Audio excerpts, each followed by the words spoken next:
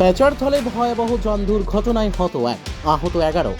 যাত্রীবাহী ম্যাক্সিমো ও মালবাহী লরির সংঘর্ষে সংঘটিত ভয়াবহ দুর্ঘটনায় এক যাত্রীর মর্মান্তিক মৃত্যুসহ গুরুতর আহত হলেন অন্য 11 যাত্রী।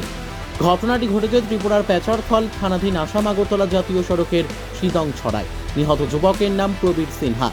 জানা গেছে TR02B 3125 নম্বরের ম্যাক্সিমো গাড়ির যাত্রী নিয়ে ধর্মনগর থেকে কুমারঘাট যাবার পথে উল্টো দিক থেকে আসা TR01AS 1813 নম্বরের একটি লরির সাথে মুখোমুখি সংঘর্ষ হয়।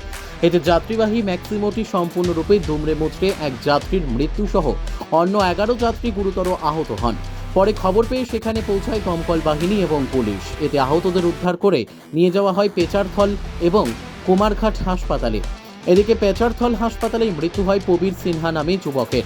এই কাণ্ডে পেচারথল হাসপাতালের চিকিৎসক সঞ্জিত চাকমা জানিয়েছেন, হাসপাতালে আনা রোগীদের মধ্যে 4 জনের অবস্থা আশঙ্কাজনক হওয়ায় তাদের পাঠানো হয়েছে ঊনকোটি জেলা হাসপাতালে।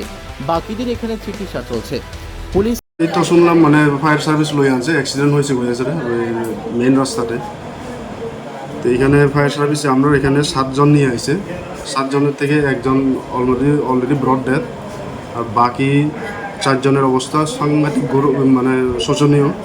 4 জনে আমরা রেফার করে দিছি, কৈলাসর হসপিটালে রেফার করে দিছি। এখন 2 জন আছে, তারা একজনের তো মানে তেমন না, আরেকজনের পাওয়ার ভাঙছে, এরা রাখছে। তারা গার্জিয়ান যদি অন্য কোনোখানে লইয়া যেতে চায় এটার লেগে অপেক্ষা করতেছে।